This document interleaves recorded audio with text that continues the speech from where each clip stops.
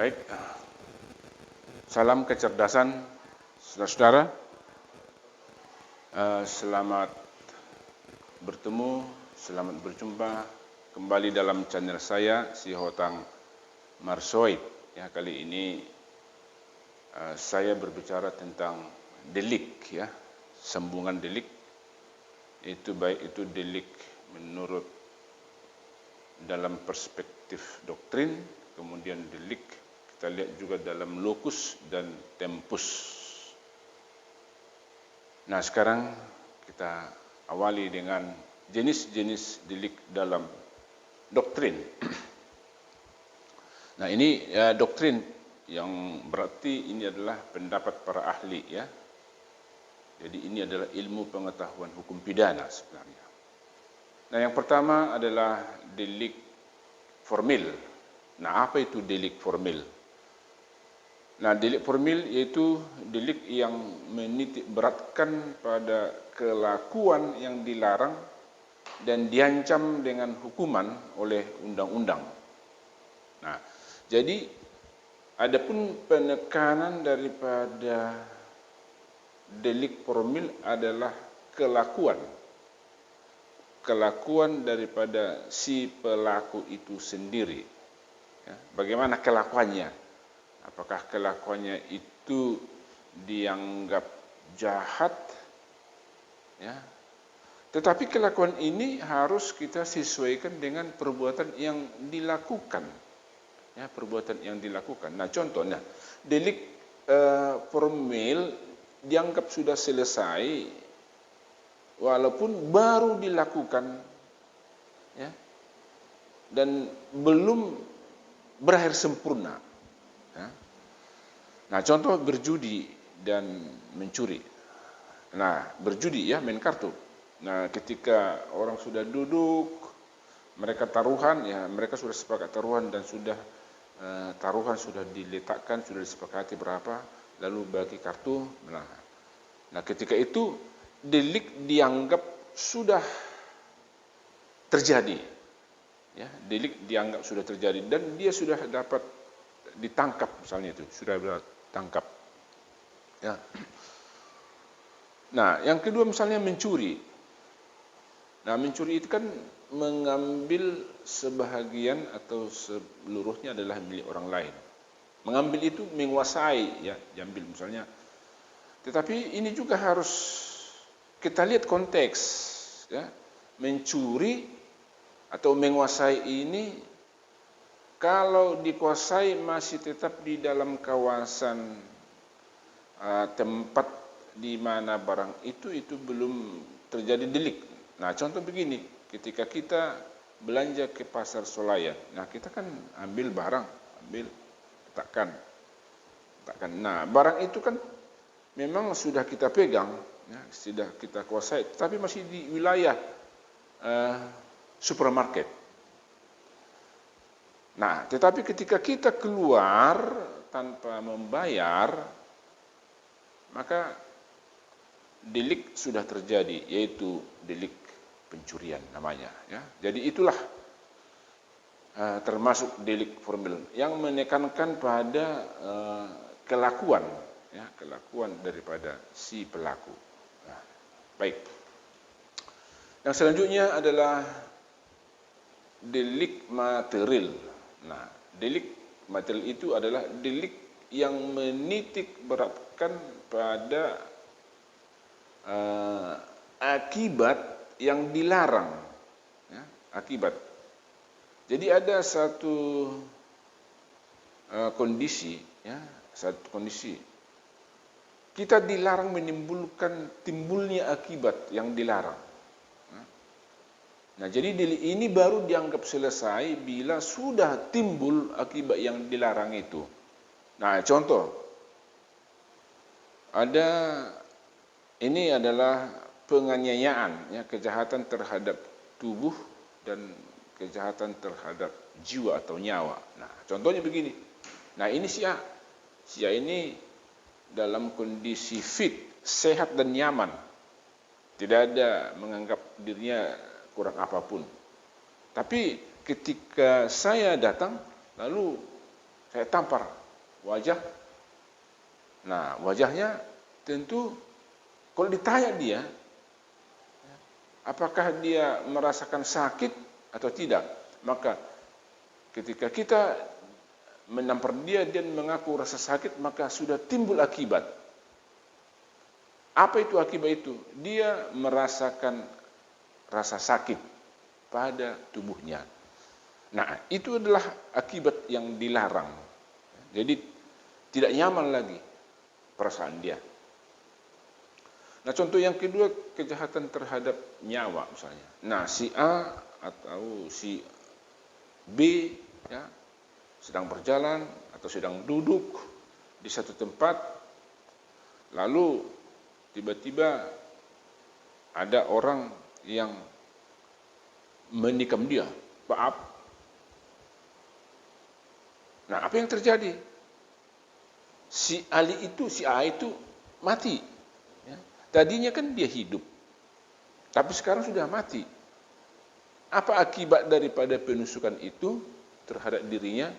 Akibatnya si A meninggal, si A mati.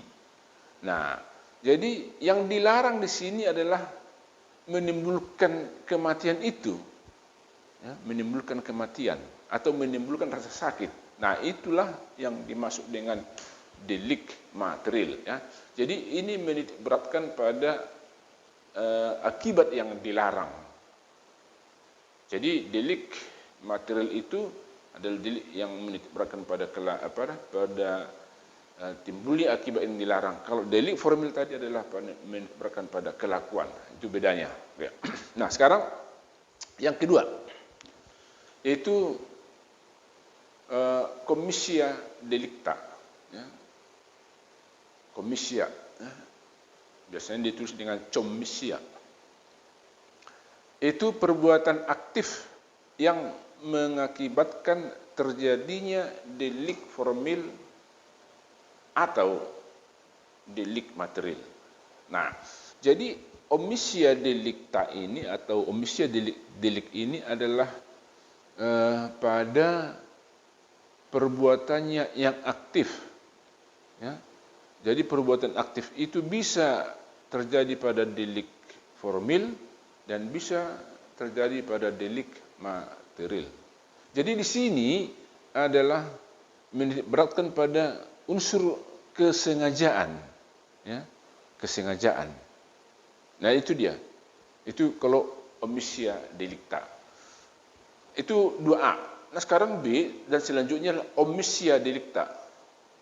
Tadi commissia, sekarang omissia. Omissia tanpa C, ya. Omissia delicta.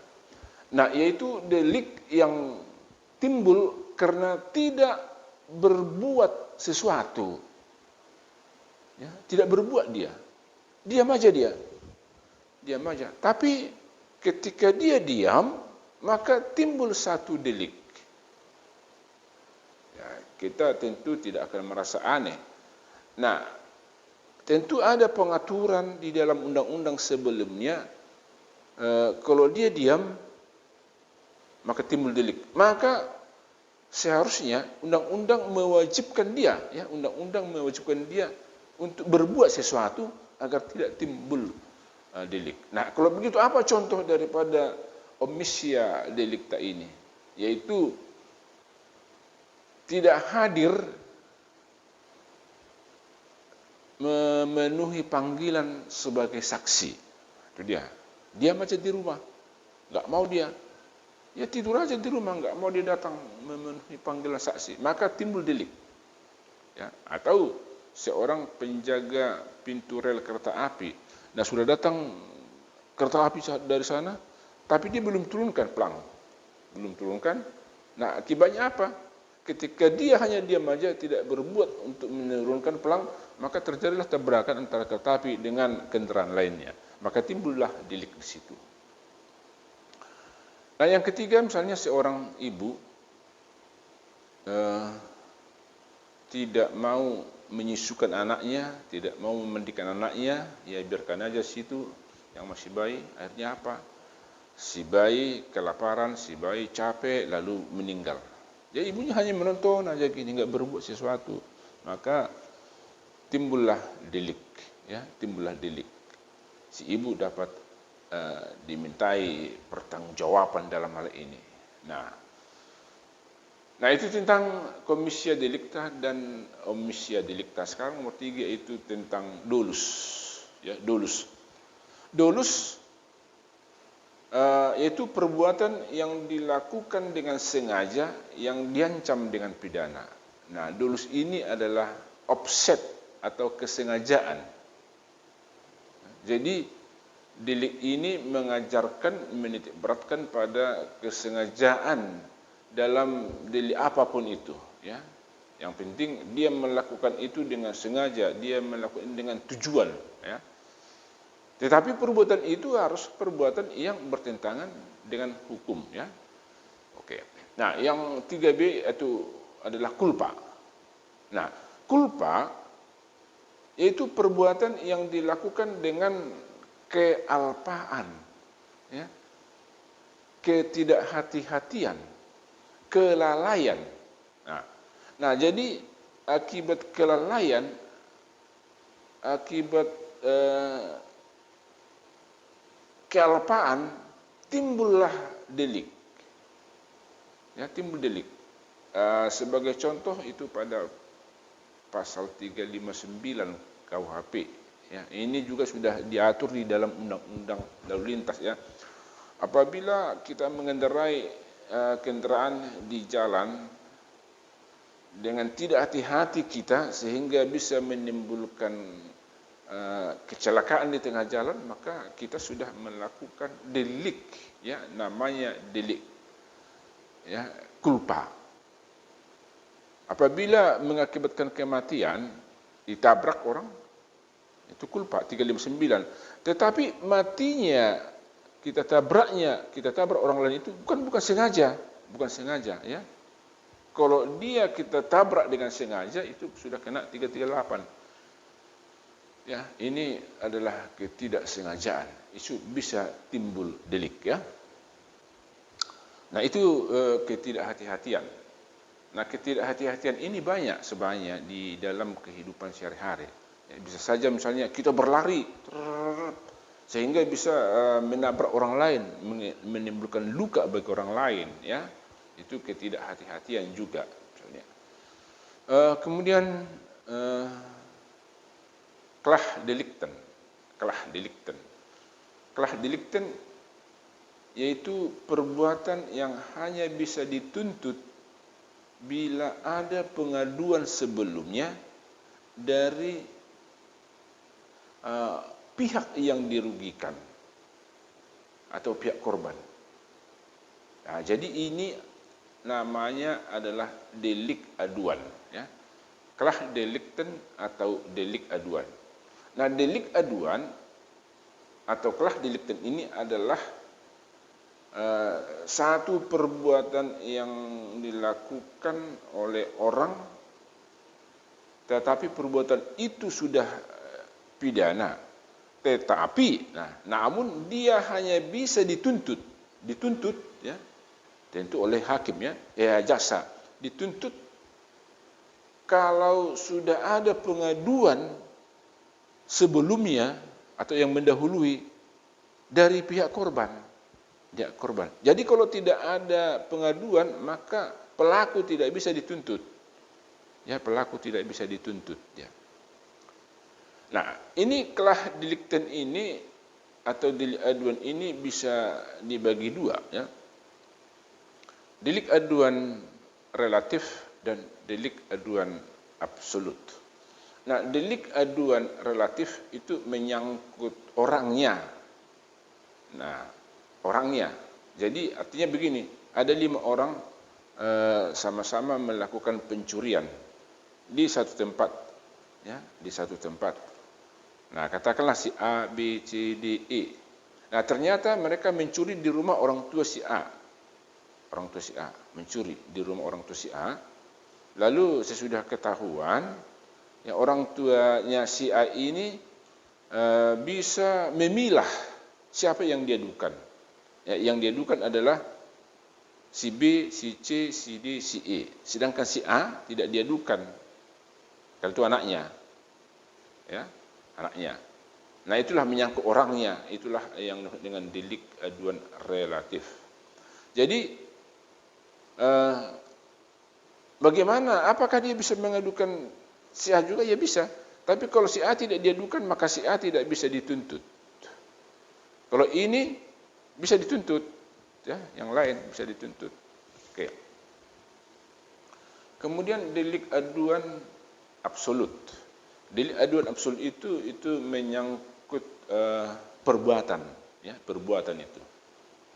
Jadi satu perbuatan pidana, ya, yang merugikan orang lain hanya bisa dituntut kalau sudah ada pengaduan sebelumnya dari korban. Tetapi yang diadukan adalah perbuatan.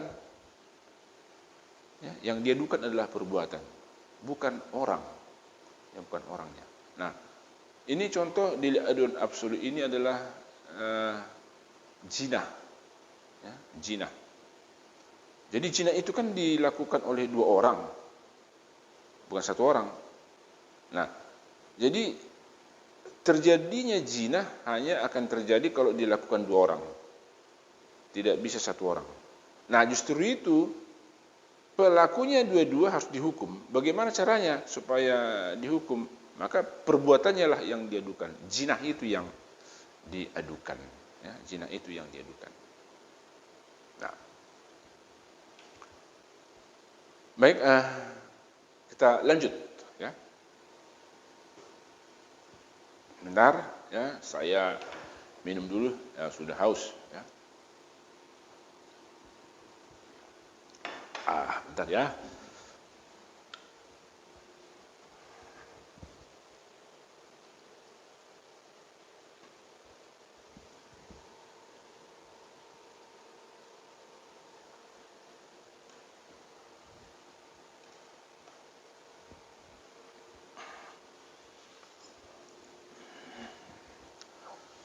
Nah, sekarang itu gewende delikten, gewende delikten. Nah, gewende delikten ini adalah delik yang hanya dilakukan sekali saja, ya. Jadi ini tidak perlu harus dijelaskan, ya. Apapun itu jenis deliknya, tapi dilakukan hanya sekali, ya. Kemudian yang 5, ya, 5A, ya. Politik delikten, politieke delikten, delik politik, ya. Itu delik yang bersifat politik, yang mengancam keamanan negara, ya. Jadi itu misalnya adalah tindak pidana yang berlatar belakang ekonomi, ya, atau makar terhadap negara, ya, makar terhadap negara, ya, melakukan pemberontakan terhadap negara. Ya. Jadi itu adalah delik-delik politik, ya. Nah, kemudian yang berikut adalah comune delicten. Itu delik yang ditujukan kepada perbuatan pidana umum, pidana umum. Jadi itu tidak perlu lagi harus saya jelaskan, ya, perbuatan pidana umum, ya. Nah, sekarang adalah tentang locus delicti dan tempo delicti. Ada yang bilang tempus delicti, ya. Kalau saya pakai aja tempo, ya, tempo. Locus delicti dan tempo delicti. Oke. Nah, dalam ilmu hukum pidana, ya, termasuk dalam hukum pidana, ya, itu beda, ya. Ilmu hukum pidana dengan hukum pidana itu beda sebenarnya. Dalam ilmu dan hukum pidana sangat penting untuk mengetahui ajaran tentang locus delicti. Nah, apa itu locus? Locus itu adalah tempat, ya. Locus, loko, itu berasal dari kata loko, ya. Nah, kenapa? Karena di dalam hukum pidana untuk penentuan lokus itu dan untuk pemeriksaan berikut dalam sistem peradilan pidana berikutnya, itu pidana perbuatan itu perbuatan pidana itu terkait dengan tempat dilakukannya suatu delik, ya. Terkait itu. Misalnya di mana perbuatan itu dilakukan, di mana perbuatan itu dilakukan, artinya di mana lokusnya, ya, lokusnya. Nah, jadi tempat dilakukannya suatu pidana itu sangat penting sekali untuk dua hal ya. Pertama, kalau dia menyangkut antar negara, nah ini dia, ya, maka itu adalah untuk menentukan hukum pidana negara manakah yang dipakai atau diterapkan jika delik itu menyangkut antar negara. Nah, contohnya begini, kan ada dua negara yang bertetangga di darat misalnya, ya, kita ambil contoh Indonesia dengan Malaysia, ya, itu di daerah Kalimantan misalnya, ya, Kalimantan, ya, berbatasan. Jadi dilihat di daerah wilayah teritorial Indonesia ini ada mayat, ya. Mayat itu misalnya adalah mayat warga negara Indonesia, ya. Nah, sesudah diselidiki, misalnya ternyata diketahuilah bahwa mayat ini hanya dibuang kalau kasus pembunuhannya justru terjadi di Malaysia, ya, di Malaysia. Mayat dibuang. Nah, pelakunya siapa? Pelakunya juga adalah warga negara Indonesia misalnya. Nah, kalau begitu, timbul pertanyaan, hukum pidana negara manakah yang dipakai untuk mengadili kasus ini? Ya, mengadili kasus ini. Nah, kalau menurut ajaran teritorial, ya, atau lokus, maka lokus daripada delik pembunuhan itu terjadi di Malaysia. Itu dia, di Malaysia dia, maka seharusnya adalah hukum pidana Malaysia misalnya, ya. Walaupun ditemukan di Indonesia mayat itu. Nah, yang kedua, untuk menentukan kompetensi relatif pengadilan, ya, ini hanya menyangkut satu negara, ya. Nah, apa itu kompetensi relatif? Nah, biasanya satu kabupaten sudah memiliki satu pengadilan, ya. Satu kabupaten memiliki satu pengadilan. Nah, di daerah-daerah tertentu juga satu kota sudah memiliki satu pengadilan yang terpisah dengan kabupaten, ya, kabupaten di mana wilayah itu ada. Nah, jadi di dalam satu kabupaten ini ada pengadilan, maka setiap peristiwa pidana yang terjadi di wilayah hukum pengadilan negeri itu, maka pengadilan negeri itulah yang berwenang memeriksa, mengadili perkara tersebut. Nah, contoh, apabila kasusnya terjadi di Medan, maka pengadilan negeri Medan lah yang berwenang mengadili perkara tersebut, ya, pengadilan negeri Medan. Nah, persoalan kan kadang-kadang ada timbul peliknya. Nah, kepelikannya begini, ada satu kota besar, kemudian di sekelilingnya ada daerah-daerah satelit. Jadi, di manakah di daerah satelit ini memang secara administrasi pemerintahan sudah beda kabupaten, bukan lagi di kota yang besar ini. Katakanlah dulu antara kota Medan dengan Pancur Batu. Medan tunduk pada wilayah pengadilan negeri Medan, Pancur Batu tunduk pada wilayah pengadilan negeri Lubuk Pakam. Tetapi itu bertetangga. Nah, bahkan kepolisian kota besar Medan itu masih menjangkau kepolisian sektor di Pancur Batu. Nah, dia diperiksa di kepolisian sektor Pancur Batu atau bisa saja di kota besar Medan, tetapi karena ini menyangkut pidana, bahwa pelakunya nantinya bukan diadili di Medan, walaupun polisinya adalah kepolisian Medan, tetapi dia itu harus diadili dan diperiksa di Pengadilan Negeri Lubuk Pakam. Ya, karena lokusnya tadi adalah di Lubuk Pakam. Ya, lokusnya di Lubuk Pakam. Hanya saja pihak kepolisiannya saja yang pihak dari Medan. Ya, jadi itu sangat penting sekali diketahui, ya. Nah, yang berikut adalah tempo waktu. Nah, apa arti penting mempelajari tempo delikti ini di dalam hukum pidana? Nah, memang sangat penting karena ini berkenan dengan pasal 1 ayat 2 KUHP.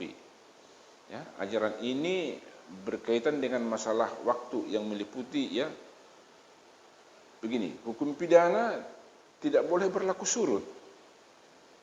Nah, artinya peraturan pidana yang baru tidak boleh diberlakukan secara mundur, atau peraturan baru, undang-undang baru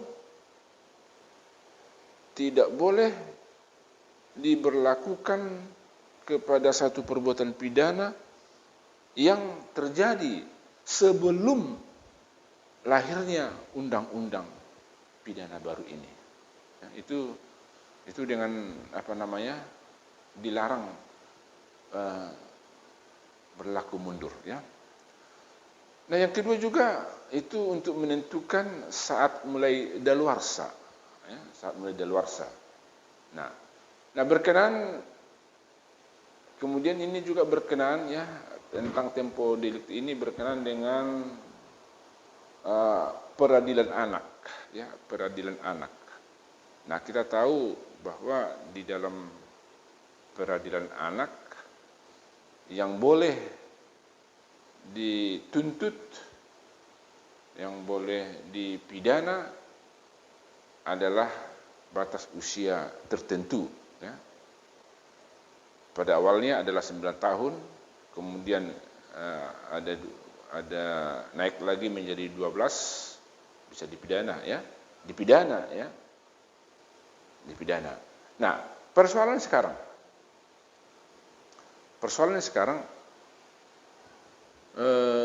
kapankah perbuatan itu dilakukan? Kapan? Itu tadi tempo delikti ini. Apabila perbuatan itu dilakukan pada tahun 2021, sedangkan undang-undang mengatur tentang itu sudah ada, tapi di dalam undang-undang, kemudian lahir lagi undang-undang tahun 2002 juga mengatur tentang itu. Nah, ancaman hukumannya malah lebih berat. Tetapi makanya undang-undang yang baru ini tidak boleh berlaku kepada perbuatan yang lama. Nah, itulah pertama tujuan daripada ajaran tempo delikti. Kemudian untuk menentukan saat mulai daluarsa, ya. Artinya kapankah terjadi delik ini? Kapan terjadi delik ini? Nah, sesudah terjadi delik, pelakunya lari, menghilang tak kemana. Berapa lamakah dia, ya, menghilang itu supaya tidak bisa dituntut, ya, dituntut. Itu akan ada dihitung.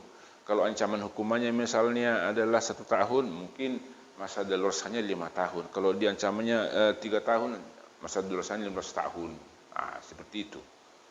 Jadi kalau sudah lewat nanti masa daluarsa, maka bolehlah dia muncul kembali tanpa ada kewenangan dari polisi untuk menangkapnya, ya.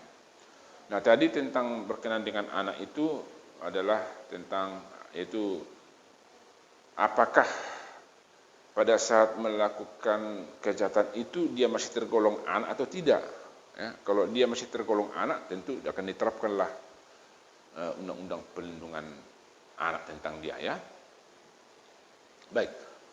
Nah, ajaran tentang lokus dan dalam dalam doktrin kita lihat dulu, ya, lokus delikti dalam doktrin.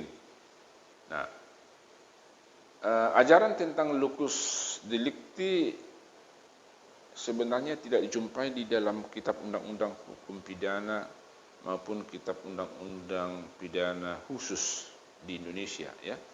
Tidak ada itu. Nah, ajaran ini sebenarnya hanya dijumpai di dalam doktrin atau pendapat para ahli. Ya, jadi kalau kita lihat di dalam berbagai literatur yang ada, maka ada pun macam-macam daripada locus ini adalah begini. Satu, ajaran tentang perbuatan berwujud. Ya, berwujud. Nah, ajaran tentang perbuatan berwujud ini begini dia. Yang dianggap sebagai tempat atau locus dari satu delik adalah tempat perbuatan itu terjadi. Tempat perbuatan itu terjadi. Nah, contohnya begini. Si Ali menikam si Badu di tebing tinggi. Pak tikam. Nah, dalam kondisi luka parah, si Badu dibawa ke Medan untuk berobat. Dan memang kebetulan si Badu juga tinggal di Medan.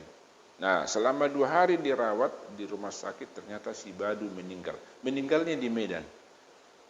Nah, sekarang di manakah locus delictinya? Tentu menurut ajaran tentang perbuatan berwujud adalah di tebing tinggi, karena di tebing tinggilah si Ali ini dilukai, ya, dilukai, walaupun meninggal di Medan. Nah, itu ajaran tentang nomor 1. Ajaran yang kedua yaitu ajaran tentang alat yang dipergunakan, alat, ya, alat yang dipergunakan. Nah, menurut ajaran ini yang dipandang sebagai locus, ya, delikti adalah di mana alat atau instrumen yang dipakai itu menimbulkan akibat. Nah, ini alat itu menimbulkan akibat, ya. Nah, contoh begini. Ali di Medan mengirimi paket berisi bom kepada si Badu yang ada di Binjai. Nah, ketika si Badu membuka paket itu meledak dan Badu tewas. Pertanyaannya, di manakah locus deliktinya? Ya, di manakah locus delicti? Nah, yang menjadi persoalan dalam hal ajaran tentang alat yang dipakai ini adalah bila itu menyangkut antar 2 negara, ya, atau lebih negara yang bertetangga, ya, negara bertetangga, itu bisa saja terjadi. Nah, kemudian kalau kita lihat ajaran tentang akibat tadi, maka yang menjadi lokusnya adalah Binjai, karena disitulah alat itu atau instrumen itu meledak, ya. Oke. Nah, yang ketiga, ajaran tentang berbagai tempat. Nah, menurut ajaran ini, satu delik itu mempunyai locus delicti yang banyak. Ya, di mana saja bisa terjadi locusnya. Pokoknya setiap tempat itu yang dilalui oleh delik itu dianggap locus. Nah, contoh, Ali membawa ganja dari satu daerah mau dibawa ke Jakarta, ya. Lalu dia melintasi Medan. Kalau dia tertangkap di Medan, maka locusnya di Medan. Nah, tidak tertangkap di Medan, dia tertangkap di Pematang Siantar, maka Pematang Siantar menjadi locus. Nah, tidak tertangkap di Siantar, tertangkap misalnya di Padang, maka Padang menjadi locus. Nah, tidak tertangkap di Padang, maka Palembanglah menjadi locus. Nah, jadi itulah yang disebut dengan ajaran tentang berbagai tempat. Baik, sampai di sini penjelasan saya tentang ajaran delik, baik itu dalam jenis-jenis delik dalam perspektif doktrin maupun locus dan tempo delicti. Sekian dan terima kasih. Terima kasih atas atensinya. Salam kecerdasan.